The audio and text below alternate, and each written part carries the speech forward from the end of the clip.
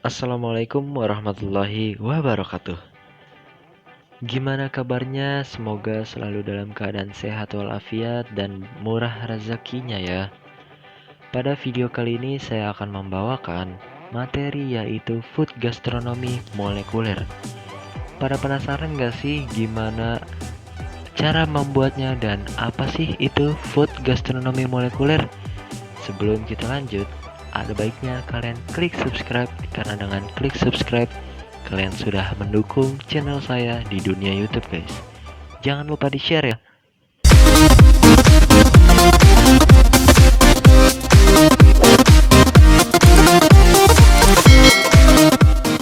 Yang pertama yaitu definisi gastronomi molekuler. Gastronomi molekuler yang biasa dikenal molekuler gastronomi adalah studi ilmiah mengenai gastronomi atau lebih lengkapnya adalah cabang ilmu yang mempelajari transformasi fisiokimiawi dari bahan pangan selama proses memasak dan fenomena sensori saat mereka dikonsumsi. Ini dia prinsip memasak gastronomi molekuler. Yang pertama yaitu terciptanya rasa daging atau gurih pada saat pemanasan dan karamelisasi oleh reaksi kimia kompleks yang disebut reaksi Maillard. 2. Terjadinya reaksi kimiawi di atas tidak terlepas dari proses fisika seperti proses pemanasan sehingga keduanya dapat dijadikan panduan dalam gastronomi molekuler. Berikut adalah manfaat gastronomi molekuler. Yang pertama yaitu cara memasak secara tradisional belum tentu memiliki jaminan kesehatan atau cara pembuatan yang rasional. 2. Konsumen diharapkan mendapat kejutan dan kepuasan akan makanan yang sehat, lezat, dan tentunya menarik. 3. Bagi para koki atau juru masak, pengetahuan akan gastronomi molekuler membuat mereka dapat mengeksplorasi lebih jauh dunia kuliner secara ilmiah. 4. Teknologi ataupun hidangan baru yang menarik dapat tercipta dengan adanya food gastronomi molekuler. Berikut adalah seni memasak molekuler. Beberapa tahun ini, tren seni kuliner memasak molekuler yang biasa disebut dengan molecular cooking dianggap sebagai perkembangan yang paling menarik di dunia kuliner. Para koki menggunakannya sebagai cara baru untuk menyajikan makanan kepada pelanggannya. Contoh yang pertama, kaviar palsu yang terbuat dari natrium alginat dengan kalsium klorida yang senyawanya yaitu CaCl2. Natrium alginat yang berasal dari rumput laut dan CaCl2 berperan sebagai membran buatan yang melapisi suatu bahan sehingga dapat dibentuk menjadi bola. Contoh kedua, terdapat pula es krim instan menggunakan nitrogen cair seperti yang dibuat di MasterChef itu loh. Nah, ini dia sejarah singkat dari molekuler gastronomi. Molekuler gastronomi lahir pada tahun 1988 oleh dua orang ilmuwan yaitu Nicholas Curti dan Herb Tisch. Secara resmi, gastronomi molekuler disosialisasikan pada tahun 1992 ketika seorang guru bahasa Inggris bidang masakan yaitu Elizabeth Cowdery Thomas. Lokakarya pertama dari apa yang akhirnya menjadi serangkaian acara sampai dengan tahun 2004 disebut dengan Workshop Molekuler dan Fisik Gastronomi. Wah, sejarahnya menarik sekali. Nah, ini adalah chef terkenal dalam gastronomi molekuler. Chef yang pertama yaitu Chef Adria dan Andoni Luis Adurruiz di Spanyol. Yang kedua, Denis Martin di Swiss. Yang ketiga, Ettore Boccia di Italia. Keempat, Alex Atala di Brazil. 5. Ren Redzepi di Denmark. Keenam, Sang Hoon de Gembre di Belgia. 7. Heston Blumenthal di Inggris. Dan 8. Thierry Marx di Prancis.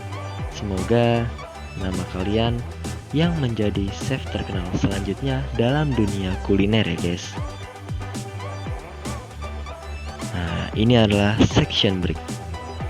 Gastronomi molekuler ini merupakan teknik yang menggabungkan unsur fisika dan kimia dalam memasak dengan mempelajari perubahan molekul bahan masakan atau bahan makanan.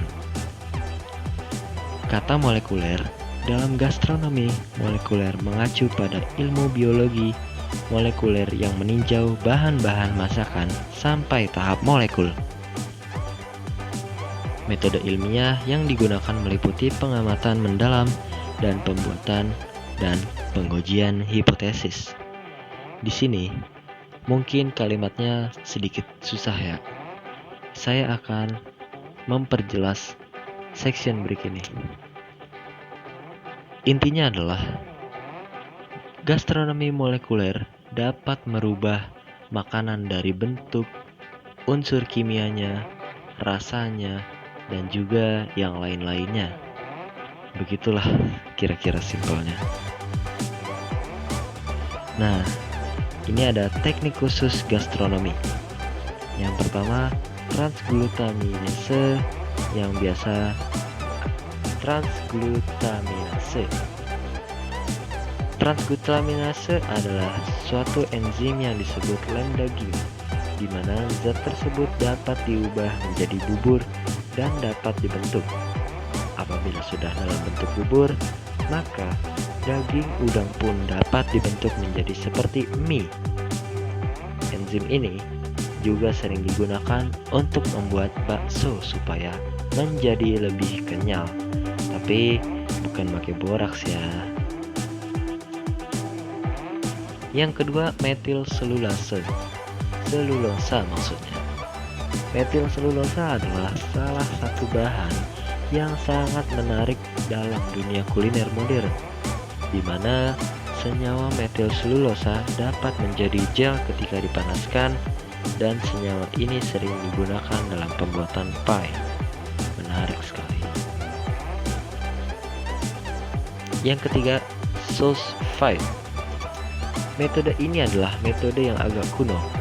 Cara memasak ini pertama kali yaitu dengan daging yang akan dimasak dimasukkan ke dalam sebuah kantong plastik ke dap udara. Kemudian, kantong plastik berisi daging tersebut direndam dalam air dengan suhu 60 derajat Celcius dalam jangka waktu yang lama. 4. Foam atau busa, yang biasa disebut dengan emulsification. Foam atau busa biasa digunakan dalam keahlian memasak molekuler untuk bertahan lama, yaitu lebih stabil. Selain itu, dapat pula ditambahkan bahan pembentuk gel seperti agar-agar, alginat, atau emulsifier seperti lecithin. Yang kelima, spherification atau bola. Spherifikasi termasuk teknik keahlian memasak molekuler yang biasa dilihat. Untuk membentuk bola-bola dari bahan cair cukup mudah. Campur saja sodium alginat dengan cairan apapun dan teteskan pada campuran garam, kalsium, dan air. Sodium alginat dapat membentuk gel ketika terkena kalsium atau Ca dan membentuk kompleks menjadi Ca alginat. Gelification. Metode ini digunakan untuk mengentalkan air. Nah, Metode ini membuat air menjadi gel. Proses pembuatan makanan menjadi bentuk gel. Bahan dasarnya yaitu agar-agar, karagenan, gelatin, dan gelan gum. Selanjutnya ada santan gum. Bukan santan ya. Santan gum adalah zat yang ditambahkan dalam produksi makanan kemasan untuk mengentalkan tekstur makanan tersebut. Zat aditif ini sebenarnya adalah sejenis polisakarida, yaitu karbohidrat yang terbentuk dari fermentasi bakteri Xanthomonas campestris. Namanya aja susah banget ya. Bakteri ini biasa terkandung secara alami dalam brokoli, kol, dan kale. Yang ke-8, soy lecithin. Nah, soy lecithin ini hampir sama dengan foam atau busa ya, jadi kita skip saja. Nah, berikut adalah hidangan yang menggunakan teknik food gastronomi molekuler. Di sini kalian dapat melihat di gambar keempat, yaitu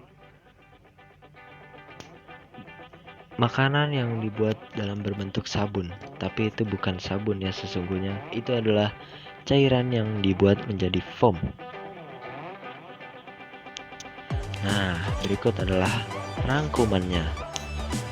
Seperti yang saya sudah jelaskan, seperti di awal tadi, mudah-mudahan ini adalah menjadi sebuah pembelajaran baru yang dapat kalian pahami dan kalian mengerti untuk di kehidupan yang kalian akan jalani. Semoga materi yang saya sampaikan dapat berguna dan bermanfaat. Selebihnya saya ucapkan terima kasih. Wassalamualaikum warahmatullahi wabarakatuh.